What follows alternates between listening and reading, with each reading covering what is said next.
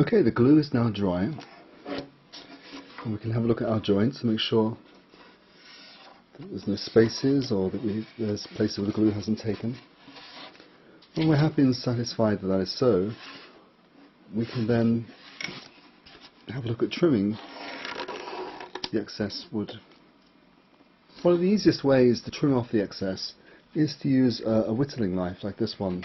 This is a Nordic knife made by Frost, and it has a laminated steel blade. And one of the benefits of a Nordic type of whittling knife is that it can be sharpened just by simply laying the knife flat.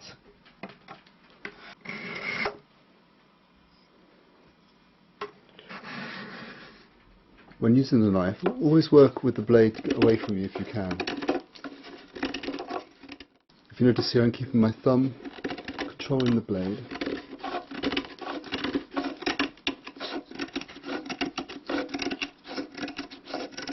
Just do it in little stages, you don't need to take too much wood off.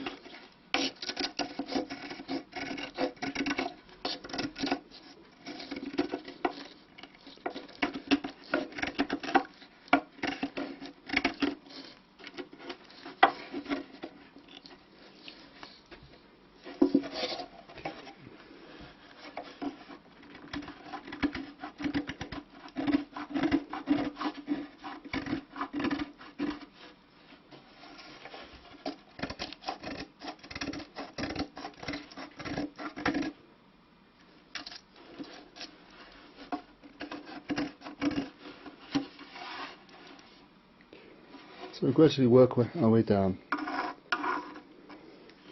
And for the final stage, we can either plane, or we can use a file or sandpaper.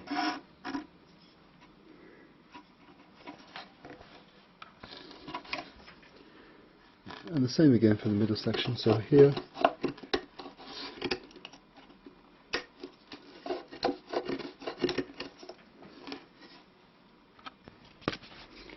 this is just a cork block and some 180 grit paper. I'm just going to go over that edge now that I've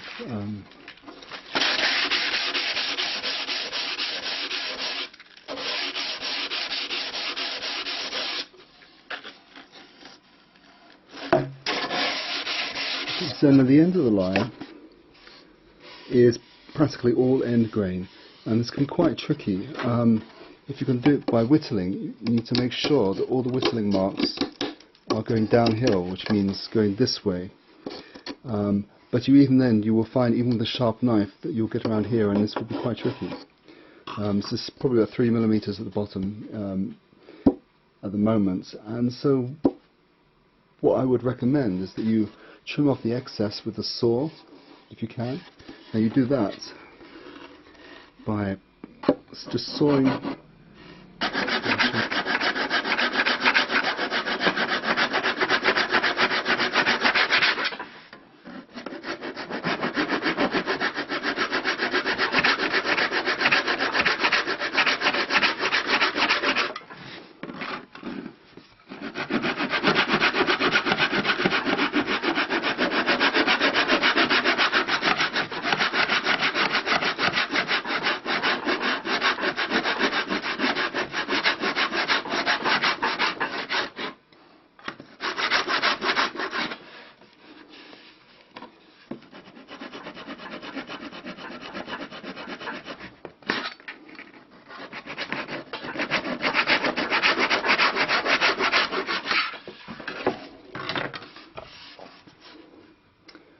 Okay, so now we'll clean this up with the files.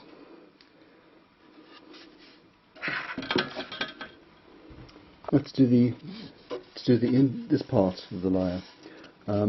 One way to do it is to cut away as much waste as we can with the saw, making some V cuts, and follow this up using a round profile file, which can follow the curve.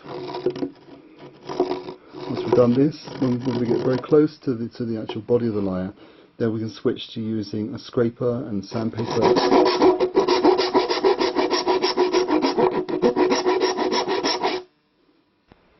An alternative tool to use would be a tabletop router.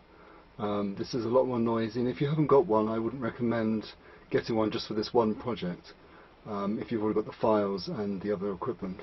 The bit in the router table is a bearing guided cutter. that follows the body of the lyre and cuts the excess off of the soundboard. We always do it with the soundboard facing down, and we must proceed with care, especially around the curves of the lyre.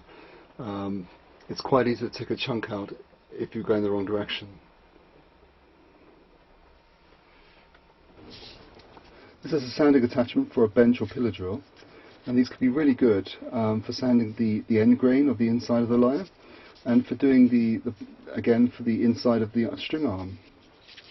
The different sizes are available, up to 3 inches wide, and they're very useful tools if you've got a bench drill.